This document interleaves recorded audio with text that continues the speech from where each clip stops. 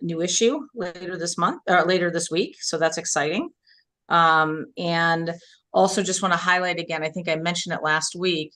If you drive downtown, the wires have been removed except for 2 poles now. And those 2 poles have to do with this equipment that we're in a shortage of, but it is quite noticeable now if you look that there's no wires. So that was a nice thing that we were able to move it to this point. We'll get the last 2 poles down, but we're just kind of in wait mode on some of this equipment. So just wanted to highlight that. And also I think the lights look wonderful. I don't know if everybody's had a chance to really drive downtown.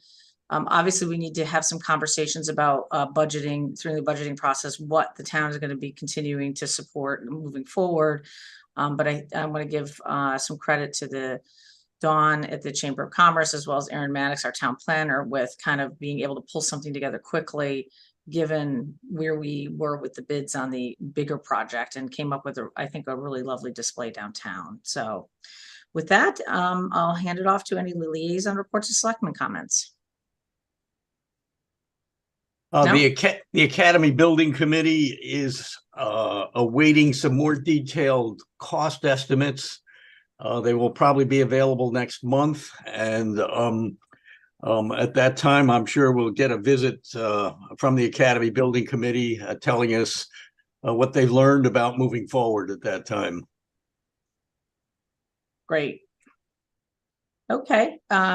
So then I guess moving on. I have something too, Peggy. Oh, you do. Sorry. Yep. Yeah, that's okay. So Board of Ed met last week, right after the holidays on the 28th. Just a heads up that trimester 2 has started. If those of you that have children, I think Peggy, you may have one in the school system, Jen as well.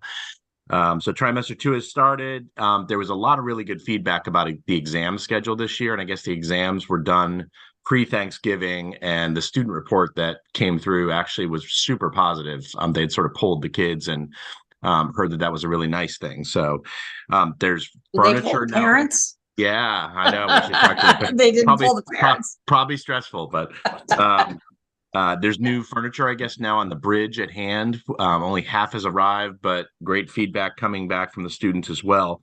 And I think that the biggest part of the report is that we have been selected or given the honor of being #1 in the state, with all 5 of our schools being schools of distinction, which I guess in our history has really never happened or in many, many years. So it's a huge honor.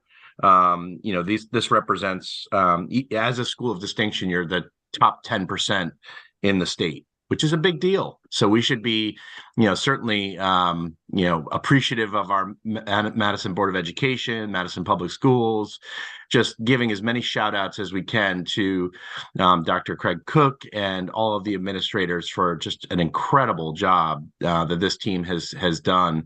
I know it's been a lot of work to get to this point. I mean, we had some schools, for example, like Brown, going from a focus school, which was a #4 out of 5, to a #1. So huge jumps in what they're doing. So it was a big deal, and certainly very proud of them. So I wanted to make sure I raised that today. That's it. End of report. Okay, so talking about schools, it's worth calling out that on the 12th, the school will be having a public meeting, I won't call it a hearing, to discuss I think 15 names that they've got for the new elementary school. So they're in the process of naming the school. They had previously solicited input from the community and took a big bunch of suggestions and whittled it down to a manageable number. And so 5 o'clock on the 12th, and that can be in person or Zoom. You'd have to go to the Board of Ed calendar to get the Zoom link. And that will be at town campus. Seeing a lot of chatter on social media, Bruce, relative to that, the names and the naming, ideas and things like that. I know it was in the CT Examiner, so I think it's going to be probably a well-attended event. So great call out. Great. Well, it's all exciting to see this. I think actually picking a name makes it the reality even greater, right? So, things take time, you know, and so, but we're excited. We're kind of moving things along. We'll be voting on some things later relating to the new school. So, I guess with that, then we can open up for any citizens' comments. Any No hands hands raised? are raised. Okay, great. There'll be an opportunity at the end of the meeting. Moving on to item number 6, the consent agenda. I'd like to make a motion to approve the consent agenda as presented. So moved. Okay, any further discussion? This was probably the shortest consent agenda we've ever had. All in favor, say aye. Aye. Aye, okay, great. Item number 7, and I know that we have some attendees from the new school building committee to talk about this, but I'll go ahead and read the motion in. Item number 7 is discuss and take action to accept the 3 phase 1 early procurement recommendations from the new elementary school building committee and to award a contract to Gilbane Building Company for procurement of the materials and products identified therein for a total amount of $1,245,770,000, including bid package 23A, DOA unit furnish only in the amount of $355,000 to Modern Mechanical, bid package 26A, switchgear and generator furnish only in the amount of $460,770 to Consolidated Electric, and bid package 31A, ductile water piping furnish only in the amount of $430,000 to Gerber Construction, and to authorize the first selectman to sign all necessary associated contracts and documents. Moved. Second. Okay, great. Now, we talked about this at our last meeting, that this was a step in the process for the new school where we're getting ahead of things that they're going to need when they actually go through construction. These have long lead times. And so I'll just let Graham speak to the package again. And the good news that it came in a little bit more favorable than we had anticipated. So that's always good to hear. Great, thanks, Peggy. Good morning, everyone.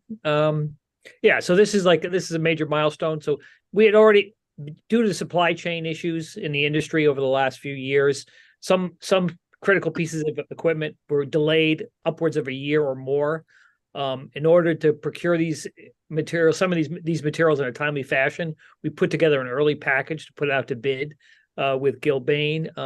We identified the things that were in this supply chain is a moving target. We work with Gilbane and the vendors to determine what critical pieces were going to be still the long lead items. We identified 3 packages that we felt were desirable. Mechanical equipment, electrical switchgear, and ductile iron pipe are still pushing 12 months.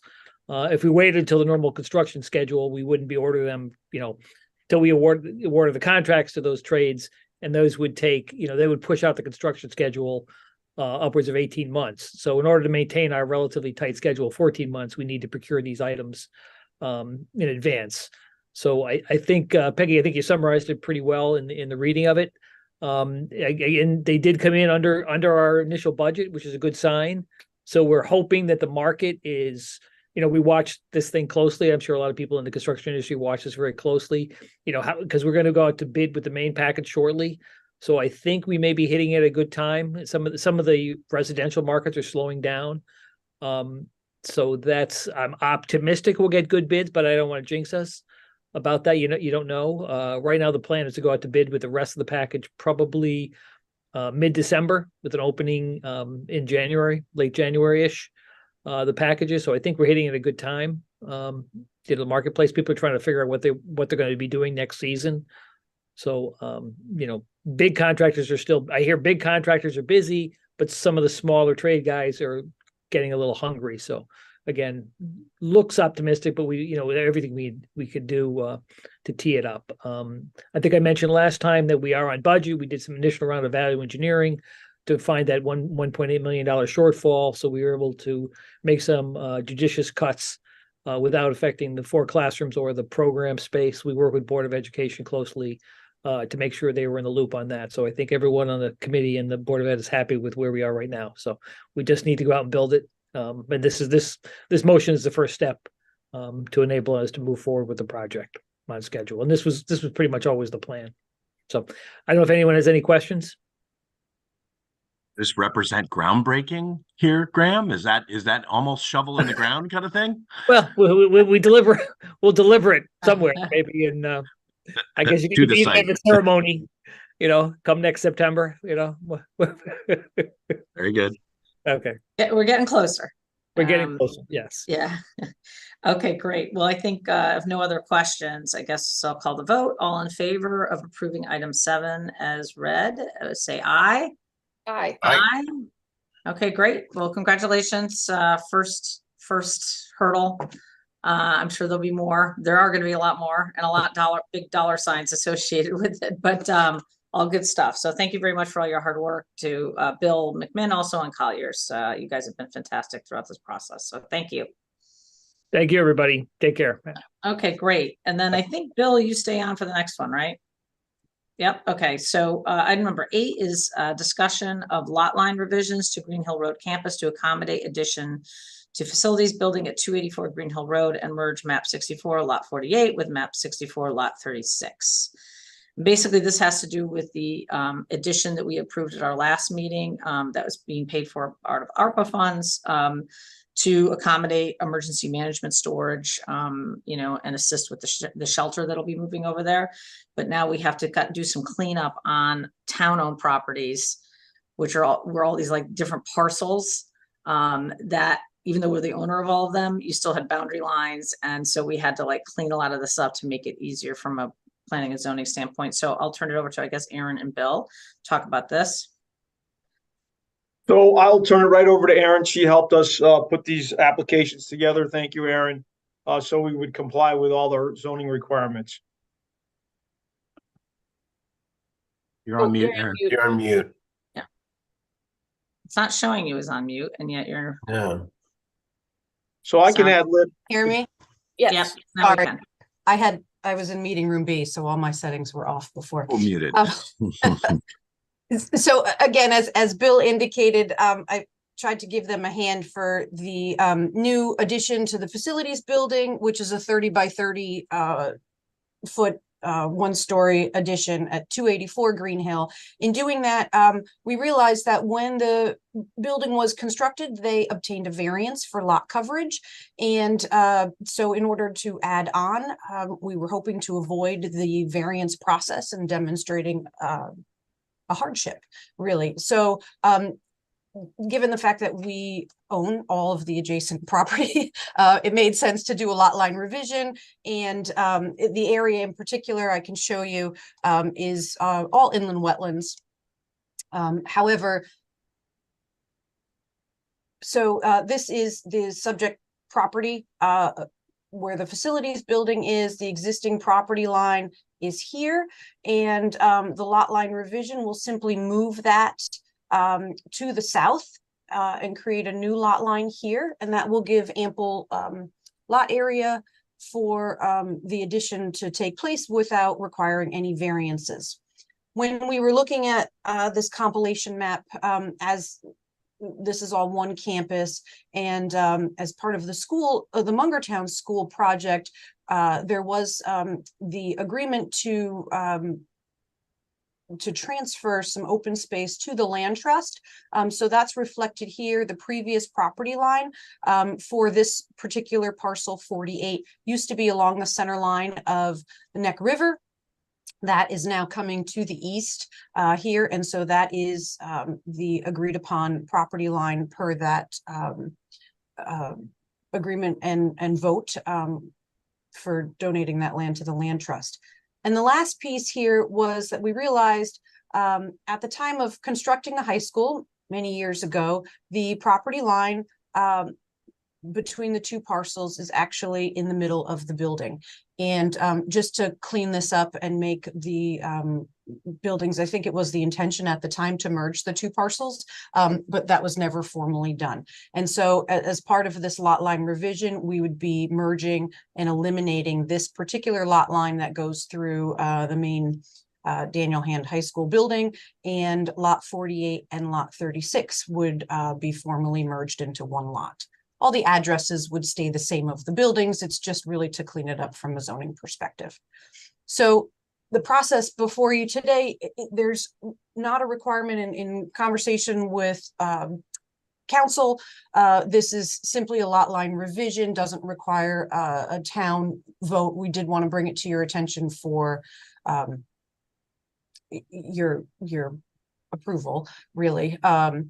And the only other action that would be required is because of the improvement on, which I can show you here, the improvement to the facilities building. This addition is subject to an 824 referral per statutes. So that would be the formal motion that would need to be made today, is to refer that to the Planning and Zoning Commission for consistency with the POCD. Any questions? Aaron, why wouldn't we consolidate all of the properties at the Green Hill campus into one big lot? Well, I guess that's a bigger question. There's a current property line here, which is in the fields, really. And this is actually Jeffrey. We own multiple pieces. So this doesn't include, is it the Lesage parcel? property, That's yeah. in here Yeah. as well. And then there's the Jeffrey School. the Jeffrey School property as well. And so I guess that may come down the line when, you know, as the school renewal plan progresses, what direction both the Board of Ed and the Board of Selectmen want to go in. We just looked at the immediate cleaning up of some of the misses here on this one property line that goes through the middle of the building.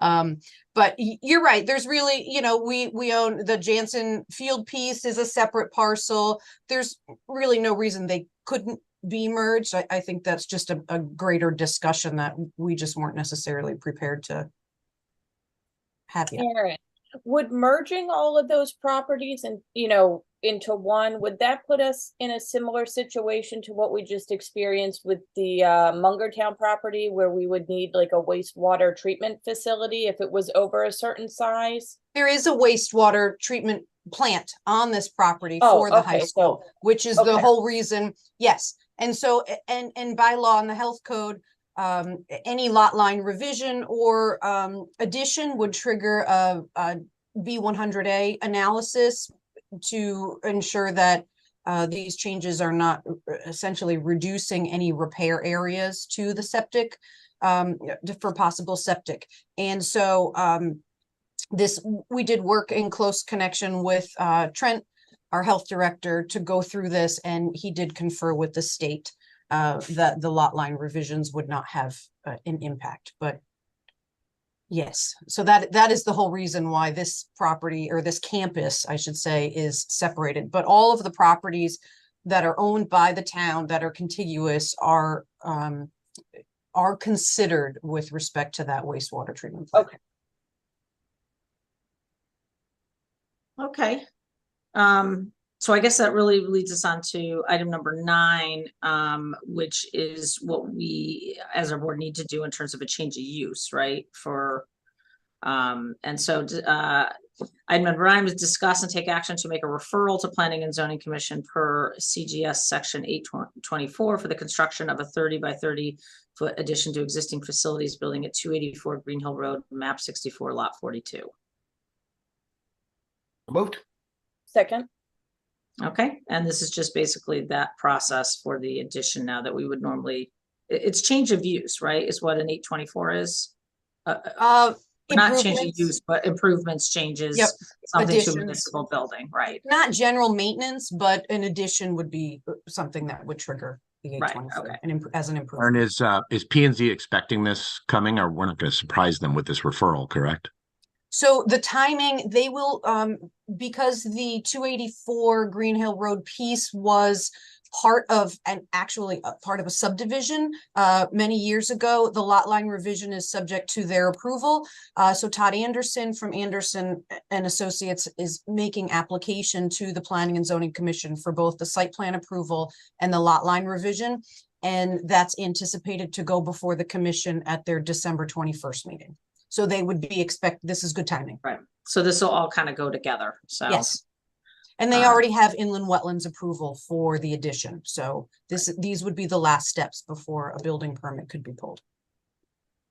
Okay, great. So all in favor of approving item 9, say aye. Aye. Aye. Okay, great. We're getting there. Thank you. All right. Thank you. Okay, so item number 10 is discuss proposed revisions to the draft strategic plan. And I will, we had the public hearing in, or public information session in November, right before Thanksgiving.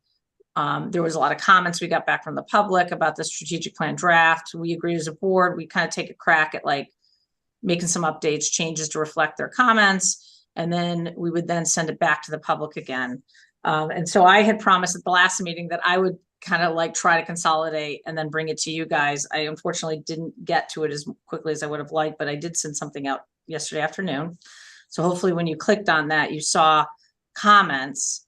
And it was just making some word changes here and there and adding some things to try to reflect my notes from the meeting, which understandably that, it was a few weeks ago. So I was trying to refresh and remind. And then Cheryl Trent, our consultant, had also kind of put a few comments in there right after the meeting with her suggestions. So the hope is that we would get something available that we could post on Friday. Hold on a second. Because we tentatively we've talked about another public information session on this on Wednesday the 13th next week. So we would need to really get this out to the public by this weekend so that people can look at it again. So I think I could pull this up and we can kind of go through it and make changes live. You could email me some changes that you want, and then I could try to put that all together and get it finished. So I guess I ask you, I know it's little, I kind of dumped this on you at the last minute yesterday, so I understand if people have not had a chance to really go through. So is it worth just running through some of the changes online if I pull it up, or would you rather just do this via email? Do you want to just put a time limit on it and say we'll spend the next 15 minutes kind of going through it quickly? By the way, the link looks like a clean copy, and the attachment PDF that you had is simply just got highlights in it. Oh, my link took me to one where we could read the comments, and I was able to add a comment of my own in there using the link in the email. Yeah, Oh. there's a whole, yeah. Now I had a problem when I was trying to do this over the weekend. So, and I had a similar issue, Bruce, that you had. I wasn't able to make edits for some reason, but when I came in and did it from my work computer on Monday, that's when I was able to make edits. So maybe it's an Apple thing then. I have an Apple too, so at home. Yeah, and I did mine on an Apple laptop and it worked. It's Wilson. It's Wilson. Well, and me, I had the same problem. I was carving out time this weekend to do it, and I got frustrated because I'm like, I can't make any edits. I can't. So that's why I ended up having to do it yesterday. Well, let's go. I agree. Let's do 15 minutes, and then the rest we do via email. So some of these are like notations for formatting that I think the substantive parts are later in the document where we get into the different focus areas. So probably on page 15 is really where we start having, and this is where I had most notes, these next couple of pages, because this is kind of the big type of thing. So so this is a little hard to do a markup on this, it was hard. So I highlighted, if you see like a whole line highlighted, that's me. And if you click on that, it'll show you what my suggested changes are. So I suggested as an outcome, because I did hear this recurring as a theme, as a multi-generational community. And that was seen as, we want to make sure that to be sustainable, and we need to have a cross section of the population. We need to have a balance between, an aging population, but we also want to continue to attract and retain young families. So I put that as kind of a big picture outcome. And that was something I did hear a lot through the different workshops. So I was suggesting that as a new outcome under here. And then I added some comments about, saying the words open space, right? So under preservation of natural resources, I just added and open space, because that was called out several times. You don't talk about open space, and we kind of do, but I just thought, okay, this clarifies. It's not just the natural resources like saving the beach, but it's about just open space in general. Mhm. Oh, I see, Jen, you've added some stuff too. Yep.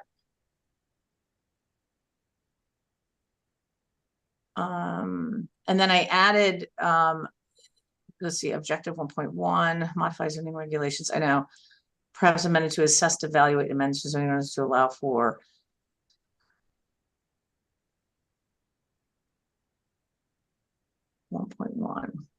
Perhaps amended to assess, evaluate amendments to zoning or to allow for additional housing variety. Yeah, I felt like at the public information session that folks just felt like there was a lot of conflict between our original wording of 1.1 and then also our outcome of preservation of natural resources and open spaces. And so just so that we could be more clear that we're not just going to carte blanche go in and change things, that it would be a mindful process. I mean, I'm okay with that language. Once again, we don't want things that are perceived as, going down a different path than what the intention is. Right. I don't know, is the rest of the board okay with that? Her suggested? Yeah, Yeah. no, I'm fine with Okay. that. Okay, and Jacqueline, can you take notes on this? Is that okay? Yeah, can you just tell me that was objective 1.1, right? Yes. Okay, So- all right. Good with so, 1.1 change. Yep. And then, and is everybody okay when I added as an outcome earlier on as multi-generational community? Because that's supposed to be an outcome we envision in the future, right? We want to continue to see young people and old people. Okay, good. Mhm. And then I added objective 2.3 under ensure stable financial support of Madison's visions. I add explore regionalization opportunities to create economies of scale and reduce costs. And I added a regionalization piece later too, but I think it's twofold. It's, helping our budgets, but then it's also a good thing to do to share resources, right? So I kind of put that in there. Everybody okay with that? Completely. Yeah, that's great. Okay. And then I added objective 3.4, which is people wanted this called out, I think, and I don't disagree with them necessarily. Encourage preservation of town historic structures and neighborhoods. So, and you can encourage it through, incentives, but also maybe policy recommendations, things like that. And then I also added, can you scroll up a little, Jacqueline? I can't see my last thing. This is the one page I think I had the most on. To the public. What does that add to the public? Oh, the accessible waterfront. So 3.2, provide a safe and accessible waterfront. There was a discussion about, well, we're not going to be, helping people on private property, right? I mean, I think overall, though, we are going to recognize we have a lot of shoreline, public and private, and we're going to have to do some big infrastructure things to preserve all the shoreline. But I think it's that particular objective is more about making sure that the public has access to waterfront. So that was the comment there. So I think everybody's good with those changes? Good. Yeah. Okay.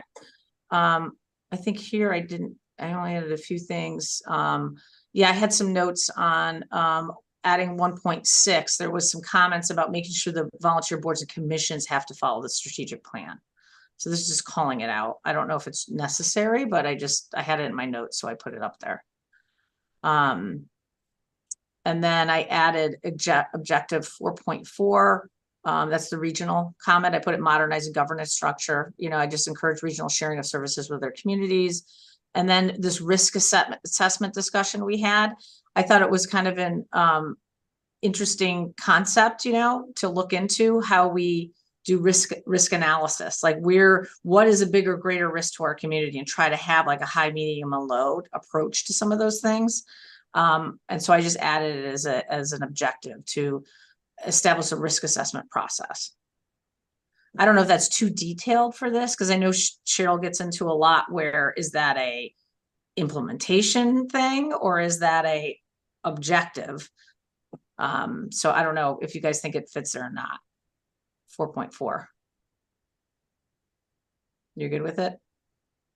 Well, I think it reads as an objective. The way you've written it, it's an objective. So that I wouldn't worry about that. Okay. I don't think it hurts to be in there. I think you're right. It's a little belt and suspenders, but that's okay, I guess. Like a reminder almost. Yeah. It's stating the obvious, but Yeah, no, but I think we could create a like a grid or a matrix too. I mean, I think it would be a helpful tool, right? So okay. it reminds our town departments and things like that to prioritize too. I mean, that's a conversation we have a lot during the budget process.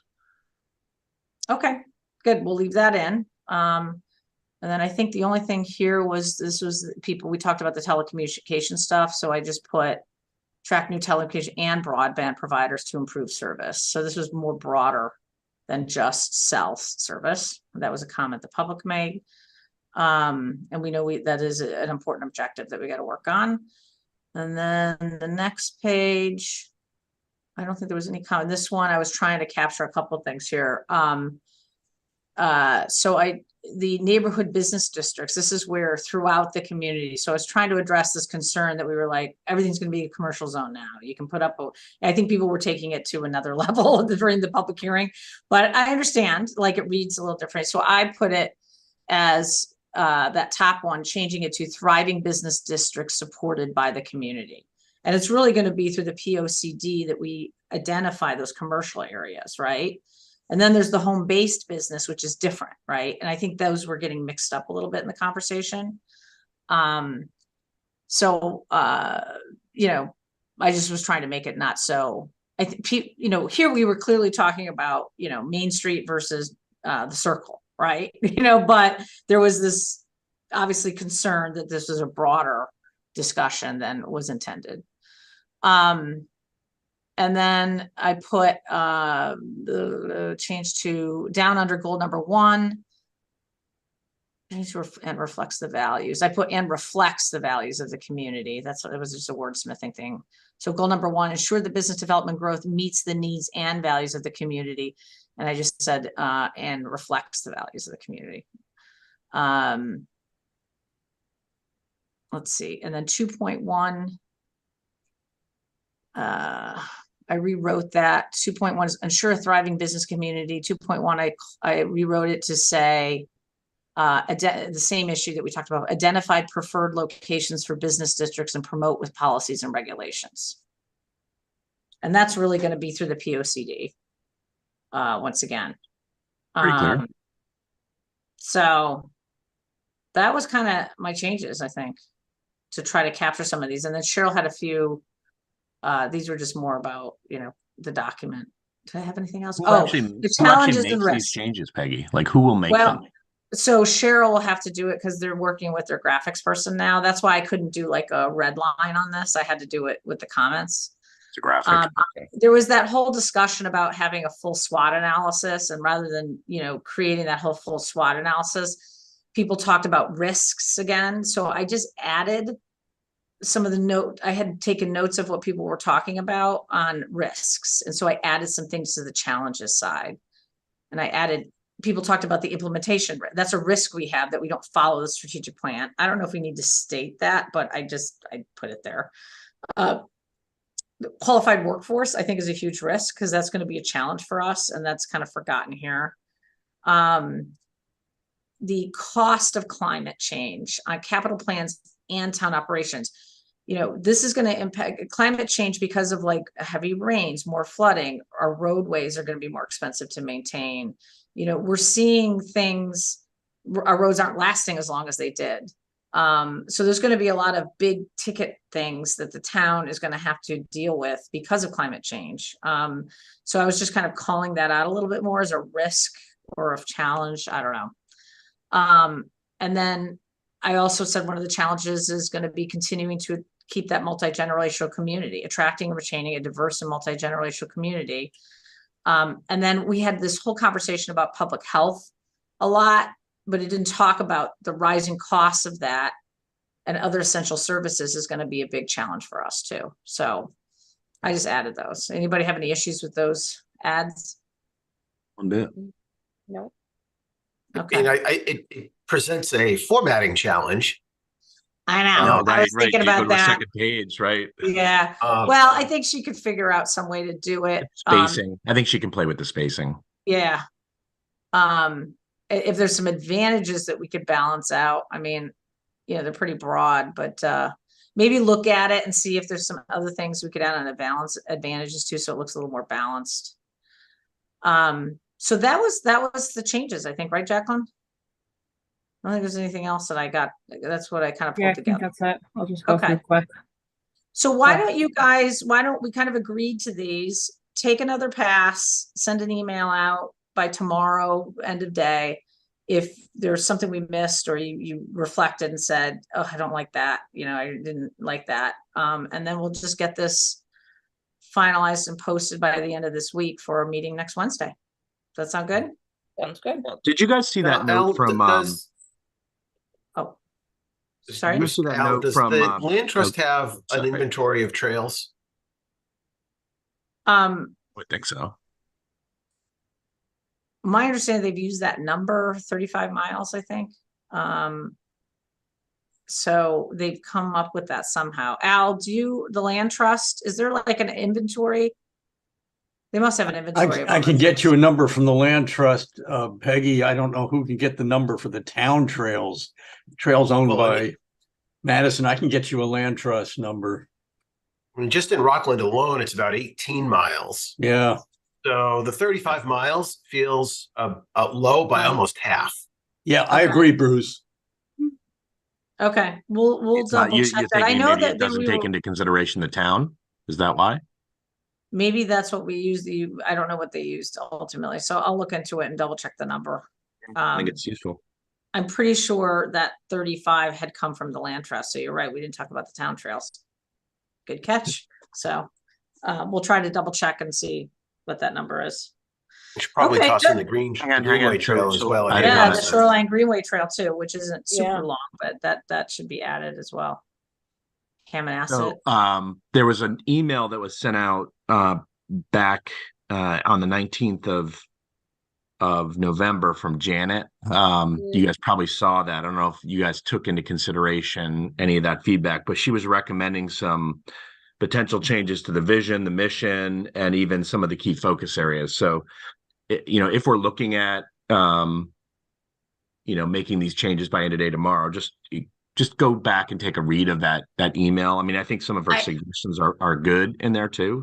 They're good, but I will that. say that the vision and mission and key focus areas have been through an extensive public process and discussion. So although I think she makes some interesting comments, this is based on public visioning sessions, a retreat, multiple meetings that we've gone through them. So I think those are like big things that we can't really change now. I feel like they've been vetted. The wordsmithing of certain things underneath those, totally legitimate. A word calling out, we missed historic. We haven't emphasized historic enough. Those are fair game, but should argue that I think we got to put a stake in the ground at this point on the big stuff with the plan. But I'll take a look at her email again, just to see if there's some ways to kind of weave in a few things that, stand out. Like structural stuff, Peggy. I mean, she was calling out things like the key focus areas. Why are we combining financial sustainability, we had a big debate. Environmental sustainability as an example? So it's structural. Right. So we may be sort of past the point of no return there where we can. But that was talked about extensively by the spec. We had a lot of, and at the retreat, Jen, if you recall, remember we were all struggling with that, but at the end of the day, we landed that we were going to combine them. And actually the staff retreat also, we had a debate about it. I think that has been a problematic one all along, but I think that the advice was we've made it work. Like we can't go back and reinvent the wheel. So, and that You was called one. out one about thriving business and economy sounds a bit contrary to our desire to maintain the small town charm. Perhaps it's just the wording, but maybe it can be rewritten as support our small businesses and carefully manage economic growth. Well, if you want to Well- suggest some language changes from her email, you're welcome to maybe email this around. Because I was trying to I'll take, receive them, so you guys Yeah. can look at it. but I think I was trying to take what I'd heard at the public hearing and through the emails and try to weave it throughout the document. And I was going through my notes, but so hopefully we did make some changes to those comments, but so everybody take a look, and if they want to do any other, just end of business day. Jacqueline, can you remind me, she needs it by Wednesday, right, to get the Yeah. graphic? Yeah. Okay. So if you can get it to us by, I would say, maybe 3 o'clock tomorrow, that would be helpful. Okay. It's just one last question, though, just as I scanned her comments, though. It's that notion of the small town feel. So do we feel like, that's captured somewhere in the strategic plan relative to, obviously there's I think a feeling of the town that they want to maintain that small town charm to some extent. Do we call that out enough to everybody? That was a big discussion also at the retreat. And how do you characterize that? not easy. Values versus charm versus feel. And we had a lot of discussions about that. And that is in our mission statement. So there was a lot of debate about what words were the right things and what they mean to different people too. So I think it was talked about a lot, and I think that it was recognized as an important thing, but that can mean different things to different people. You talk to one person, and it's like, to me, living in a small town, as I go to the grocery store and I bump into a bunch of people and I know my neighbors, to others, it's, these charming little streets with local shops, so it is really a Interpretation, right? yeah. So it's hard. And maybe I sound a little, I don't mean to not respect the comments, but it's more just, these have been conversations that started in June with the focus groups and everything else. And she's tried to consolidate all of that in some of these words. And then we kind of battled about the words a lot at the retreat. So, and I know Jen was there and Al was there. And then the SPAC battled a lot about the mission statement and vision. So that was where, and then we changed that too. Remember, we made a few modifications. Yep. So anyway, so it's a process, and it's the 80% rule, good enough, right? Where we are now, but having said that, we can all take another read through today and reflect on it and see if there's a few, changes that we might want to make till tomorrow. So. Okay, so try to get those to us by 3 o'clock tomorrow, so we can make sure everything gets included in her final draft. And hopefully, Bruce, you'll be able to, if you have a problem, get the edited thing. You have to make sure you're logged in under your town email. Mm-hmm. I think so. That might be a problem. Although I was also, but at home, but somehow the link didn't seem to work. So, okay, so we'll move on to item number 11. Which is discuss and take and I'm going to add the amount. I just received the dollar amount, so I'm going to amend this motion to include that. Discuss and take action to enter into a 5-year capital lease agreement with JP Morgan Chase in the amount of $337,669 for the purchase of the approved CIP highway equipment replacement schedule and approved police vehicle replacement schedule, pending Board of Finance approval, and to authorize the first selectman to sign all necessary contracts and documents associated with the agreement. Moved. Second. So Okay. a question. We're entering into a capital lease. We're not purchasing the equipment. Right. We use the word purchase in the motion. Is it acquisition maybe a better? I don't know. It's kind of how we worded all of these, haven't we? Stacy's coming up right now. Okay. It is a capital lease, so we will buy it own, at the end. we will own the vehicles at the end. So we are purchasing. but it's done over a period of time, so. By Okay, definition, okay. That's is that what- by that's what a definition You what is a understand what I'm, capital lease? what I'm saying? is I what a mean, capital I lease agree is, with you. yeah. We are Yeah, it's ultimately not an purchasing them. operating lease, Right. it's capital lease, so we do own them at the end. And then this is involving things that were all in the CIP schedule, so it's a, there's 3 cars and, 1 truck. So. It is, yeah, the 4 yeah. police cars Yeah, and then, the 4, yeah. and not then one. the 1 escape and then the van and then the truck for public works. Right. And then just if we can amend the motion, we are doing a 4-year lease this round. We normally do 5, but since the PD is on a 4-year lease schedule, we just ended up doing it all on a 4-year term. Okay. All right, I'd like to actually make an amendment to my motion to enter into a 4-year capital lease agreement with JP Morgan Chase in the amount of $337,000 and $669 for the purchase of the highway equipment replacement schedule. So moved. Second, Okay, any further discussion? All in favor, say aye. Aye. Aye. Okay, good. So, and we've been lucky we've been able to get vehicles. It's getting better, but it's still tough. We'll just say that. Item number 12 is discuss and take action to approve selected revisions to the town personnel policies. So I sent out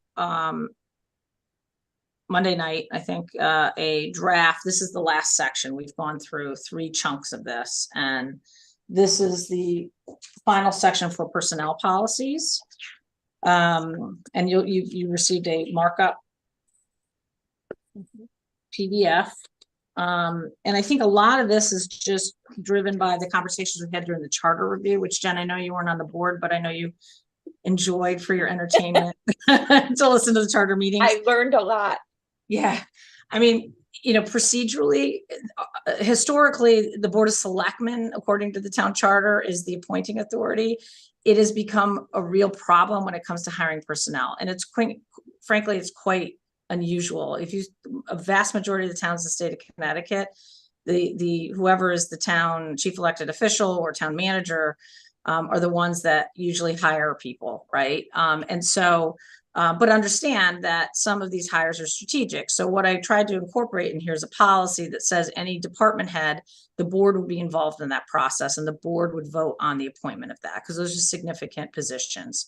Anything below that, it would be, through HR and myself. And it is in my view, just administrative problem because we have to delay hiring of people at times because we have to schedule it around a board meeting. So people can't start their jobs until this gets voted on. And it also puts it into a public process where people might be needing to give 2 weeks notice, but you don't want their name up there on the agenda, but we want to get the approval done. And then we got to wait for the approval and then they can have their start date afterwards. So, so this was trying to take kind of the day-to-day operational stuff out of the board, but keeping it at least more senior strategic positions. Jen, you've participated in some of those interviews, and a number of us have done that over the past. So that was kind of most of the changes in here was just kind of trying to update this with the discussions we had at the charter level. And then the thought was I'll come at the next meeting with a resolution, that says that you would appoint, the board is authorizing me to be the appointing authority for X, Y, and Z.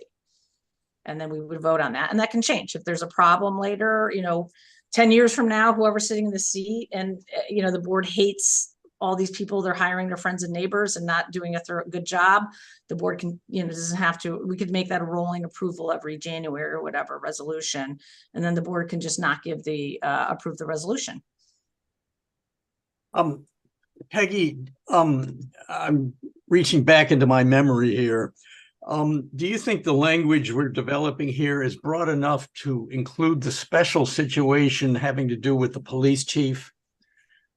My memory is there's some various state regulations and statutes having to do with the hiring of a police chief and what the role of the police commission is versus the role of the Board of Selectmen. I just want to make sure that the language we're putting in here is broad enough to accommodate that special kind of situation.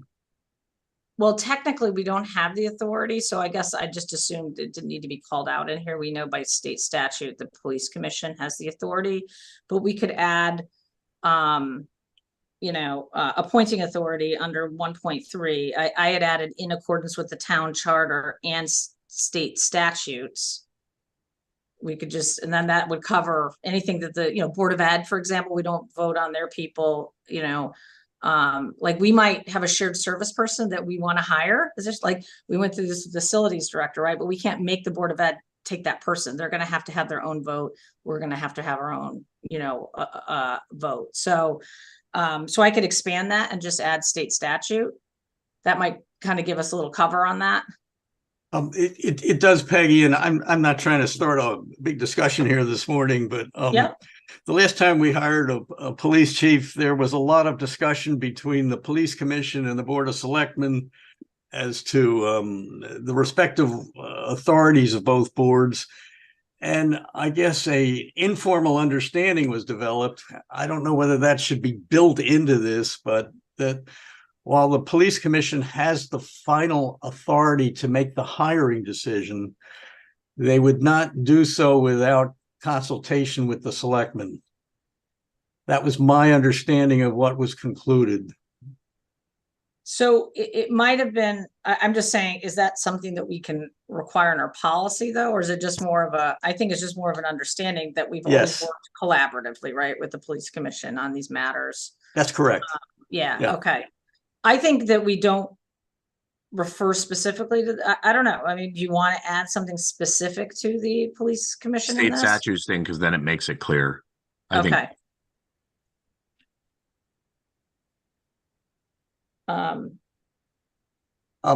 Peggy, I like the word you use, collaboration. That is absolutely the right word here. And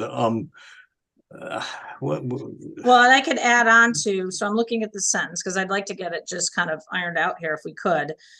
So the first sentence under 1.3, appointing authority. So we're going to say in accordance with the town charter and state statute, the board of selectmen should be the appointing authority for the town of Madison. And why don't we say, and we'll work collaboratively.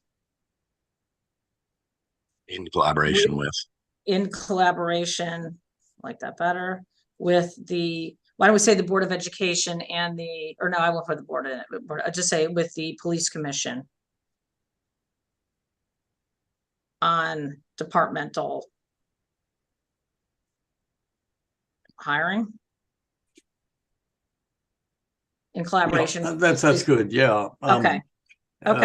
That'll avoid a huge uproar whenever we have to do that again. Yeah, it's like we can't make them work well, but it's the sentiment that's there, right? Okay, so I'm good with that. Right. The only edit I had in 1.3 is the notion of budgeted positions. If the board is going to delegate administrative authority back to the office of the first, it would only be explicitly for budgeted positions. I was thinking we'd put something like that in the resolution, but I can put it here if you want. Where would that go? Well, it could be just Board of Selectmen may delegate all or some of this authority for budgeted positions to the first. Okay. For budgeted positions. Okay. Yep. Does that make sense? Yep. Okay. I mean, the rest in here is pretty, was really just procedurally, we have like this classification plans. You guys have always approved it through the budgeting process and everything, but we've never had, you know, maintaining it and all this other stuff. That's just kind of like administrative stuff. I think that was kind of the substantive stuff was really earlier, and then the reviews, we added the, so any other questions on this? Just No? on bullet one. Yeah. It looks like it was originally may appoint and it was changed to shall appoint. It seems to me that may appoint offers a little more flexibility. Yeah, I think it was shall in the original. I think some of these got messed up and I changed it to may, then somehow it got put back to shall. So that should be may. I would agree with that.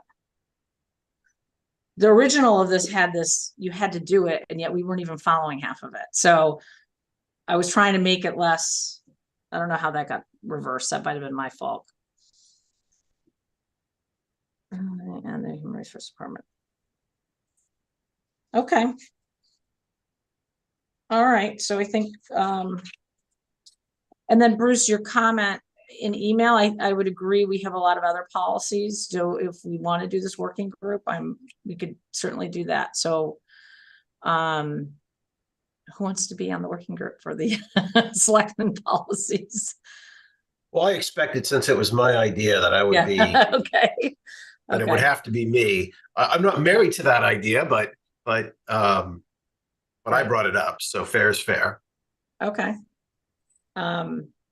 And I obviously I would want to be a part of that, since a lot of this has to do with the day-to-day administrative stuff. So we could work with each of the departments. I know the big one in my view that's next is procurement. We really need to get that done. And Stacy just hasn't had really time to deep dig into this, but so why don't we plan on tackling that one together? Yep. And I was even thinking at a much more basic level about sort of norms and expectations on how we conduct our business as a board. So it can be, we can expand it beyond that, but I wasn't quite thinking that big. Oh, okay. Okay. Be more Board of Selectmen policies and procedures. Exactly. Yeah. Exactly. Right. We've got, there is a rudimentary set of policies around how we conduct ourselves and the things that we do. And I think with the charter revisions now, we have an opportunity to update that and maybe capture some other thoughts that aren't in there. And I think to that point, we've talked about wanting to address the whole appointment process, right? You know, because I know we've had some ups and downs with that. And I think following on the feedback we got from the strategic plan, people want to try to depoliticize that as much as possible, right? So maybe that's also part of that conversation with some recommendations about how to make that process better for the public, especially people who are not political per se, a member of a political party. So, okay.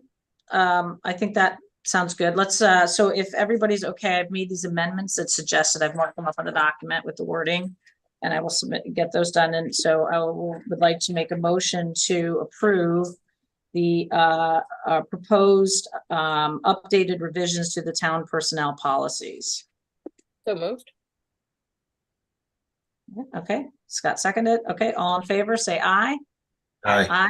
Okay, great. All right, that passes. Excellent. Board of Selectmen liaison assignments. I had a list of these somewhere.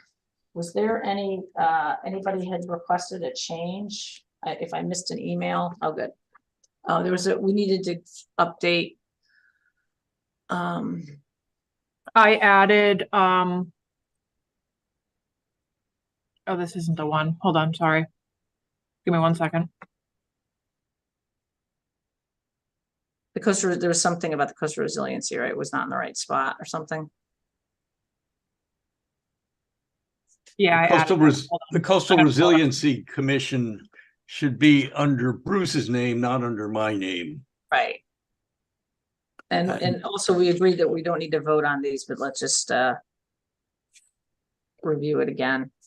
And I think there was the decision not to make any changes, right? Oh, I didn't realize it was under your name too, Al. Sorry. All right, so it's added under Bruce. Yeah. And I took off, I think like ad hoc marijuana and ARPA was still on here. So those were what you guys talked about at the last meeting. So I removed those. Yep, okay. I don't think like under me though, like youth and family services, I don't think we need to call out foamy and maid specifically. We can, but I mean, there's no harm, I guess, but I would just keep it generic. Yeah.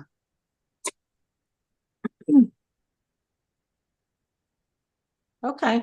All right. So this is kind of where we are now on these. And then, you know, as we talked about, if we want to change or add some more assignments or anything like that, we'll do that.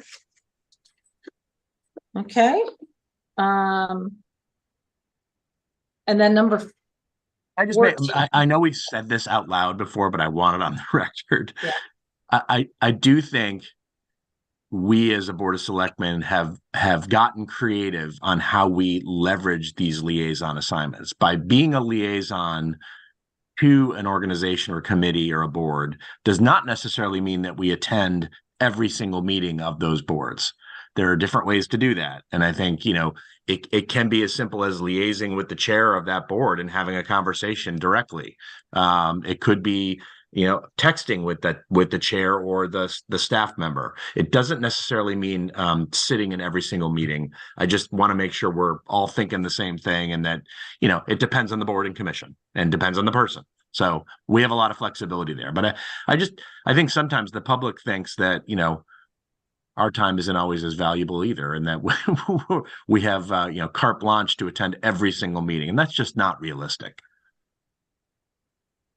No, I completely agree with you. We just have to, everybody has to balance it, and we have to have respect for people's time. And I think if commission feels that they're not being heard, you know, that's I think the role of the chair is to make sure they connect with the liaison and have those conversations, right?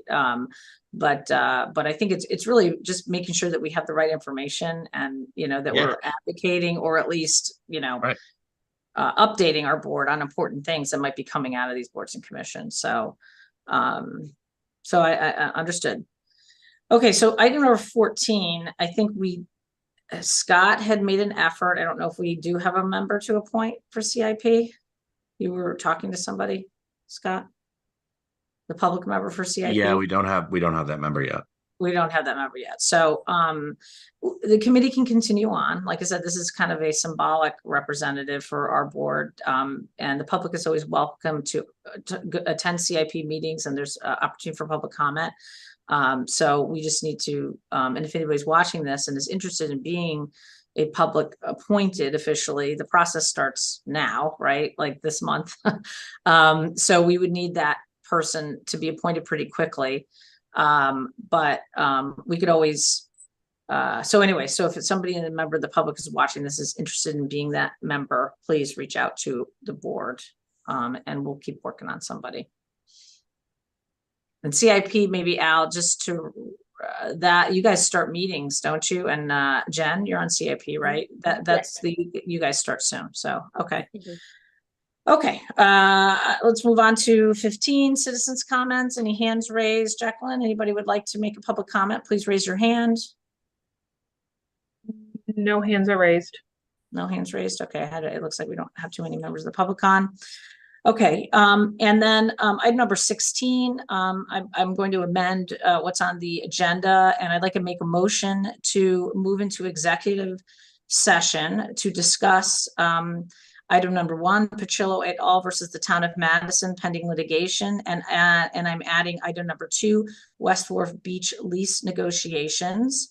And I would like to invite into the executive session Deborah Ferrante, Cindy, I'm going blank on her last name, I apologize, Cindy, right now, from our law firm that's representing us into the executive session, and Jacqueline Leatt into the executive session. Pardon? And Stacy Nobitz into the executive session. Okay, can I get a second? Second. Okay, and just for the public's benefit, we'll be going out of it into executive session. We'll be coming out again after we're done, and then you will be able to observe the meeting again, and then we will be adjourning the meeting. So all in favor of moving into executive session, say aye. Aye. Aye. Great, thank you. So we will be leaving. There'll be a blank screen, I think, for the public while we are. Yeah, I Cieslak, just need, sorry, Cindy Cieslak. I was like blank. So, all right, thank you. hold on one second. I just need everybody from the public to leave so I can lock it. So it's just staff on now. If all the staff could just leave the meeting. I don't want to kick you out because then you can't come back in. Almost. Bill, Kristen, Sam. Kick them out. All right. Hold on 1 second.